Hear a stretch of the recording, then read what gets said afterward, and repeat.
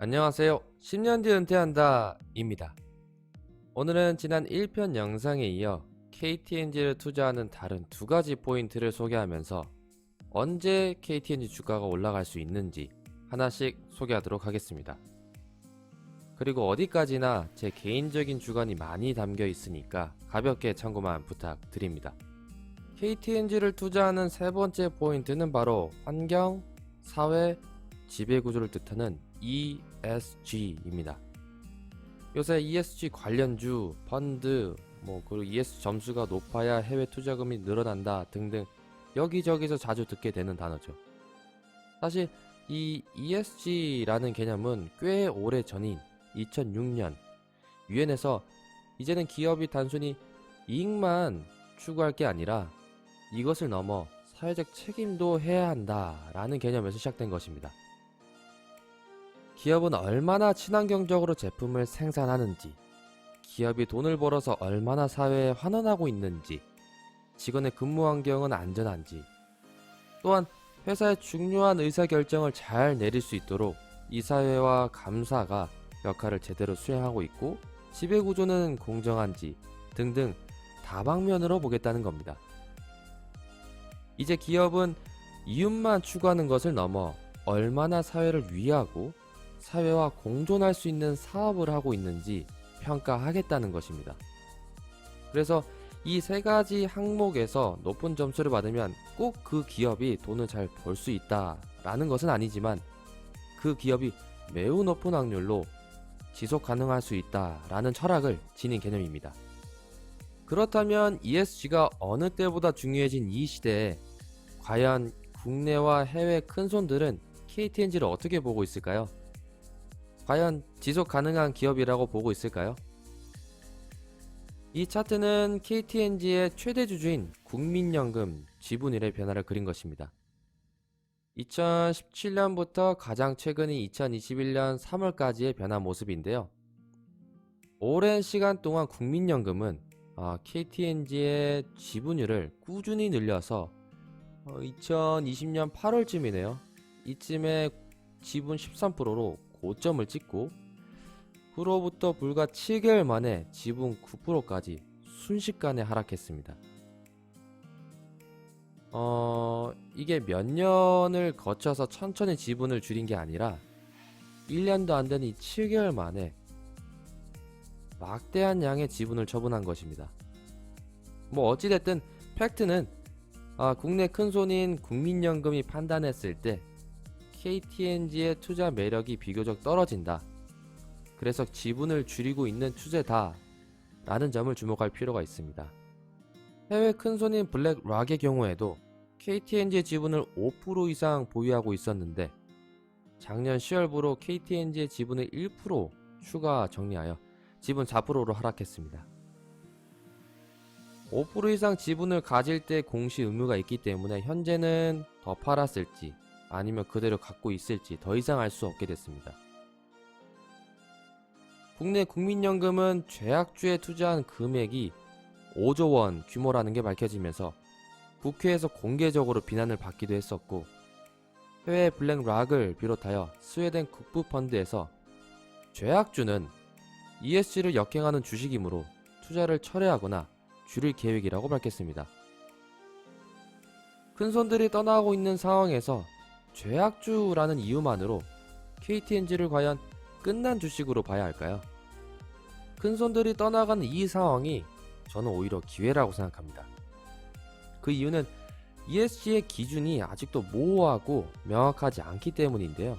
이게 무슨 말이냐면 각 기관마다 동일한 ESG라는 개념에 대해 서로 다르게 해석하고 서로 다른 기준으로 기업을 평가하기 때문에 같은 기업을 평가한다고 하더라도 기관별로 ESG 점수가 다 다릅니다. 즉 아직 ESG의 기준이 전 세계적으로 표준화되지 않았다는 것이죠. 그럼 KTNG를 좋게 보는 기관도 있겠죠. 우선 2021년 우리나라 ESG 평가에서 나름 권위 있는 한국기업 지배구조원이 평가한 결과 KTNG는 상위 18% 수준으로 A등급을 받았습니다. 참고로 950개 상장 기업 중에 최상 등급인 S등급을 받은 기업은 없고요. 그 다음 등급인 A+는 딱 14개 기업만 받았습니다. 그런 점을 감안하면 KTNG의 ESG가 우수하다는 것을 확인할 수 있습니다.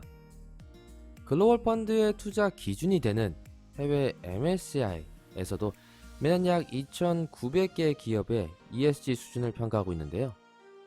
여기서 빨간색은 딱 보기에도 안 좋아 보이죠? Laggard.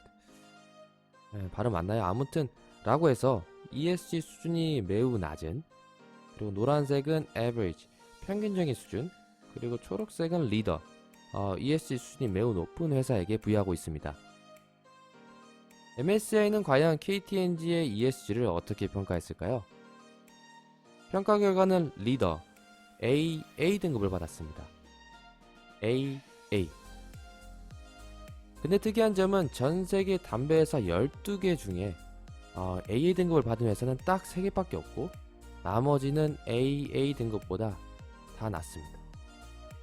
즉 KTNG 정도면 그 산업을 이끌어갈 자격이 있는 리더 수준이라고 평가한 것이죠. A 등급이 별로 안 높은 것 같지만 사실 A 등급이면 전체에서 상위 15에서 29% 정도로 높은 수준입니다. 아무튼 50년 역사의 MSCI가 실수로 A 등급을 준 것일까요? 물론 KTNG가 몸에 해로운 담배를 파는 것은 사실이지만 MSCI가 KTNG의 환경, 사회, 지배구조 수준을 판단했을 때 세계적인 리더 수준이라고 평가했다는 사실도 주목할 필요가 있습니다.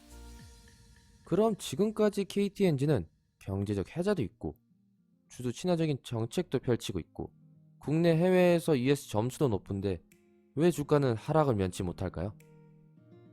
경제적 혜자, 친화 정책, ESG는 사실 이미 KTNG 주가에 이미 반영된 것이고 아직 주가에 반영되지 않은 가치가 있는데 그게 바로 프라이스, 가격입니다. 주가가 오르기 위해서는 P 곱하기 Q, 결국 비싼 물건들을 더 많이 팔아야 합니다. 아시다시피 이 Q를 늘리려면 해외 담배를 더 많이 팔아야 하는데 물론 꾸준히 수출량이 늘고 있긴 하지만 이건 시간이 더 많이 필요하겠죠. 그런데 프라이스, 피해당하는 담배값이 인상된다면 어떻게 될까요? 혹시 작년 1월에 담배값 인상한다는 뉴스가 돌고 검색어 1위도 했었는데 기억나시나요? 사실 그게 단순한 루머는 아니었고 실제로 2021년 1월 27일 보건복지부에서 5차 국민건강 증진 계획이라고 실제로 담배값 인상하겠다고 발표합니다. 이 차트는 이 발표가 있고 다음 날인 1월 28일 KTNG의 주가인데요. 보시다시피 이날의 KTNG 거래량이 전날 대비 4배나 많았고 고점도 전날 대비 3.5%까지 올라갔었습니다. 여러분도 아시겠지만 KTNG에서 3.5%면 상한가입니다. 아무튼 담배값을 언제 인상할 것인지에 대해 명확하게 언급을 하지 않았기 때문에 KTNG 주가는 결국 제자리로 돌아왔습니다. 하지만 분명한 것은 담배값이 인상한다는 뉴스에 시장의 반응은 폭발적이었다는 것이죠. 왜 담배값 인상 뉴스에 이렇게도 폭발적인 반응을 보였을까요? 시장에서 즉각적으로 반응한 이유를 이해하려면 담배 제세 부담금에 대해 알 필요가 있습니다. 흔히 담배가 세금 덩어리다, 흡연자가 애국자다 라는 말 많이 들어보셨을 겁니다. 한 갑에 4,500원 하는 일반 관련형 담배 예를 볼까요? 담배 4,500원 한 갑에 담배 서비스에 1,007원, 국민 건강 증진 부담금 841원, 개별 서비스에 594원, 지방교육세 443원. 이 제세 부담금만 2,914.4원입니다. 그리고 부가가치 10% 450원을 더하면 총 세금만 3,364.4원입니다. 담배 한 갑의 세금 비율은 74.8%라는 것입니다. 총 세금 비율의 74.8%라는 것은 반대로 KTNG가 25.2%의 영업이익을 남길 수 있다는 것이고, 그럼 한 갑당 영업이익은 1135.6원이겠죠. 그럼 만약에 담배 한 갑이 OECD 수준인 8,000원으로 올린다면 어떻게 될까요? 한 갑의 담배가 팔리면 1135원이었던 영업이익이 단숨에 2배 가까운 2016원으로 수직 상승하게 됩니다. 이게 5%, 10% 상승한 게 아니라 순식간에 이 금액이 78%씩이나 올라갈 수 있다는 것이죠. 지난 2015년에 2,500원이었던 담배 가격을 단숨에 80%씩이나 올려서 지금의 가격인 4,500원이 되었을 때 기억나시나요? 그때 인상폭이 너무 높아서 사람들이 너무 비싸다, 못 피겠다, 담배 이제 안 핀다 하면서 담배 불매 현상도 있었는데 실제로는 어땠을까요? 담배를 팔아서 누적한 세금의 액수와 담배 판매량을 연도별로 보여주는 차트입니다. 아래 빨간색 박스를 보시면 2015년에 담배값을 80% 인상하고 실제로 담배 판매량은 1년 만에 43.6억 값에서 33.3억 값으로 뚝 떨어졌죠. 그런데 오히려 세금은 7조 원에서 10.5조 원으로 단숨에 늘어난 것을 확인할 수 있습니다. 그러니까 담배 가격 인상폭이 높아서 실제로 담배 판매량이 20% 줄어든 것은 사실이지만 그래도 흡연자들이 중독성이 매우 강한 담배를 비싸게 사주었기 때문에 세금 누적금이 오히려 50%씩이나 상승했다는 것입니다. 2014년부터 2020년까지 차트를 좀 더 길게 해볼까요? 금연 길라 자비에 따르면 이 기간 동안 우리나라 전체 흡연율이 8%씩이나 하락했다고 합니다. 그러면 판매량이 점진적으로 하향 추세로 가야 하는데 2015년에 최저점을 찍고 더 이상 떨어지지 않았습니다. 결국 소비자들이 한갑 4,500원이라는 가격에 적응을 한 것이죠. 주목할 점은 담배값 인상하기 전인 2014년도에는 7조 원의 세금을 걷었지만 인상을 하고 난 5년 뒤 2020년에는 무려 70%나 증가한 12조 원의 세금을 걷었다는 것입니다. 정리를 하자면 흡연율이 꾸준히 떨어지고 있는 추세에서 담배 가격을 급격히 올렸는데도 불구하고 결국 세금을 더 걷었다는 게 사실입니다. 정부가 한갑에 75%의 세금을 걷어갈 때 KTNG는 25%의 이익을 가져갑니다. 담배값만 올리면 KTNG는 별다른 노력을 하지 않더라도 영업이익이 당연하게 상승할 것이고 주가도 그 내재 가치에 맞게 상승할 것이라고 봅니다. 물류비, 술값, 기름값, 커피, 심지어 요새는 베스킨라빈스 가격도 올랐는데 담배값을 안 올릴 수 있을까요? 개인적으로 대선이 끝나고 바로 인상 준비를 하지 않을까 싶습니다. 오늘도 영상 끝까지 시청해주셔서 감사드리며 좋아요와 구독 부탁드립니다. 감사합니다.